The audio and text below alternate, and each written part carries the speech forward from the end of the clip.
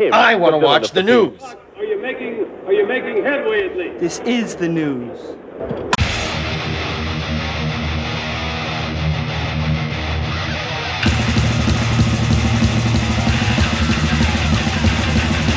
Smack-a-ma-gob, it's time for the only news that matters. And Jakey Lee said he once been offered a bribe of $500 plus benefits to change one note on a guitar solo, but he refused. The incident took place while he was working on the 1989 self-titled debut of Badlands, the group he formed after leaving the Ozzy Osbourne band. In a recent interview with Guitar World, the guitarist said he's been desperate to escape the restrictions of his previous role and had a good reason to place an unusual sound on the song Winter's Call. He said, "That's the one where the first note in the solo is kind of off." Paul O'Neill was the co-producer for the album, and he said, "Please, that first note, it just throws me for a loop. I don't want to change it," I said. "That's why I like that note so much. I think that note's perfect."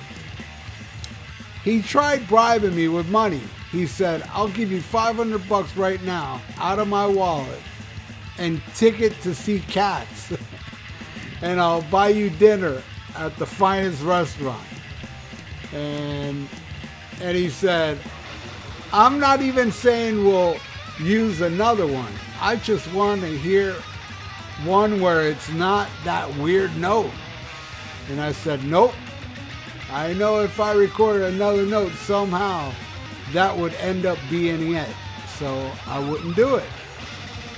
He explained why the note was so important to him. "I wanted to be kind of psychedelic sounding, and it kind of was out of tune, but I liked it so much. I was doing all these things to try and sound like I took acid in the 60s. Jakey Lee also outlined the restrictions he's come to resent in Osbourne's band. He said, "I always like a hard rock edge to whatever I'm playing, but I wanted to experiment a little bit more. When I was writing new stuff for the Ultimate Sin record, a lot of the times Ozzy would say, 'What's that?' 'That's not Ozzy, that's jazz.' And I'd say, 'It's not jazz, but it's branching out a little bit.' And Ozzy would say, 'No, this isn't Frank Zappa. This is Ozzy Osbourne. Go back and write me something else.'" Right on, man. That's wild, man. So after I read that, I went and listened to Winter's Call. And yeah, it's a little, I don't know, it doesn't bother me, but yeah, it is a little different. It's like that first note is kind of like, I don't know, I never really noticed it before. But listening to it now, I can understand how Paul O'Neill was like, "Can you change that?" But it didn't really affect it for me, because it's not like a bad note, and actually I wouldn't change it, but I can understand how somebody would. But my God, what a song, man. I put that video on now. I watched the video, and man, I remember back in the day, man, when that album was new, that song was a hit. I mean, it was on Dial MTV. I don't remember if it was ever #1, but hey, if you're on Dial MTV, that's a big deal. That's people calling in. That's the audience watching MTV. Voted that in, and it made it. It made it on the charts of Dial MTV. And I don't know, then it just like, I don't know, it evaporated. And I don't understand that. It's definitely turmoil inside with record company and Badlands.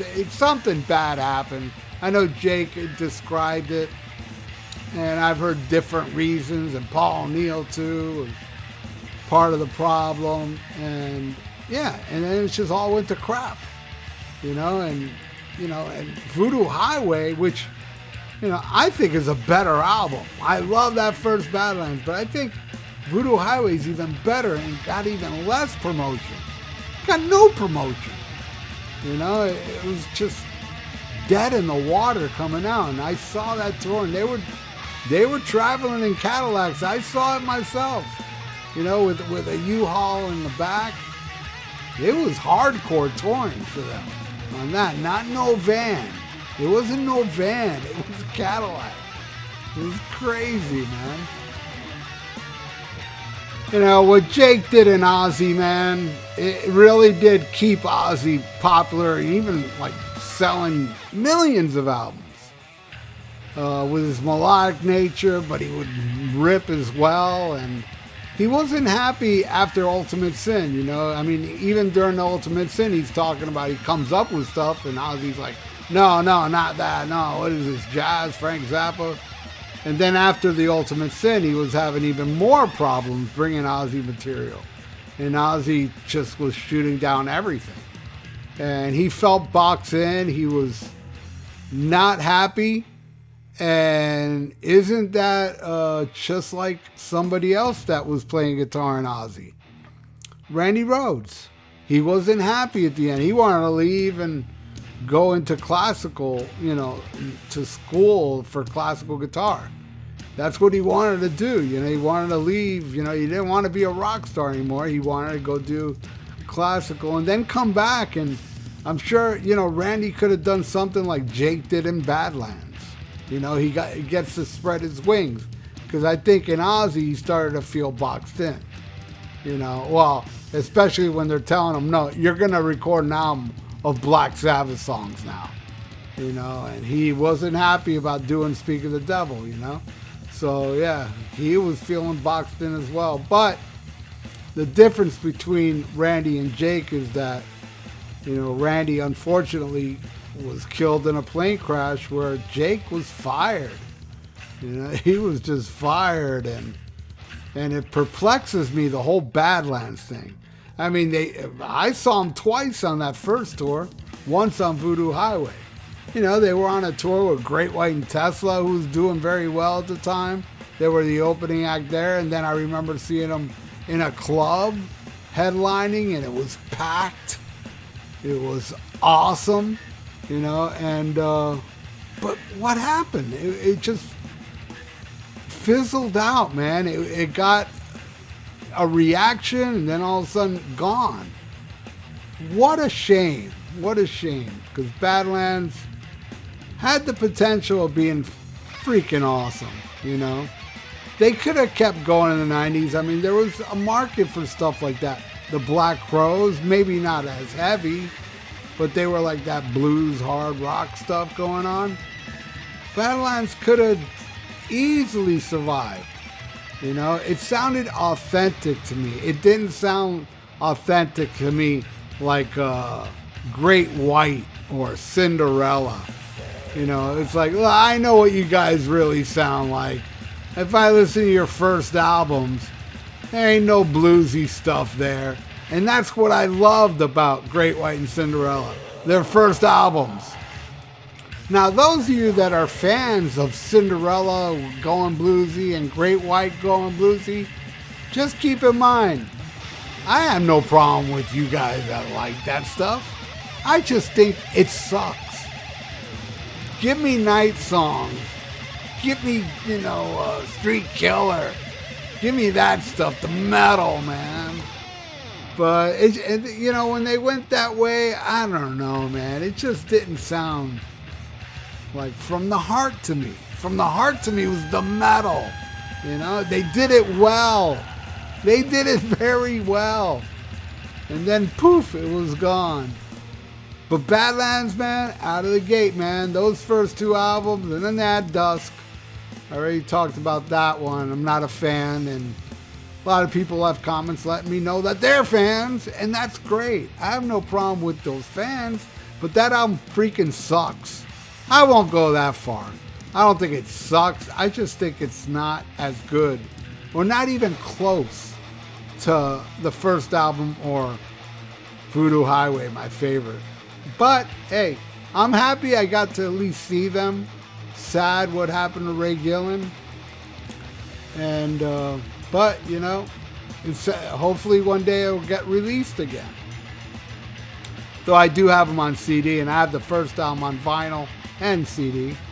And I play them all the time.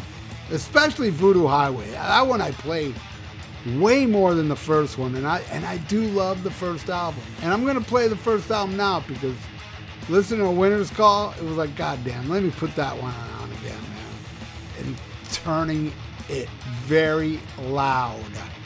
So that's it, my friends. Another Black Sabbath Sunday, Black Sabbath related news story for this Black Sabbath Sunday. And I want to thank you all for watching. And hey, man, please subscribe to my channel if you haven't, and leave, you know, some comments below and what you feel about Jakey Lee, Badlands, and so on. And like the video. It's good for the YouTube algorithms. So stay frosty. Listen to Ain't Dead Yet by Frank Marino. And smack 'em a gob. Farewell and adieu to you fair Spanish ladies. Farewell and adieu, you ladies of Spain. For we've received orders for to sail back to Boston. And so never more shall we see you again.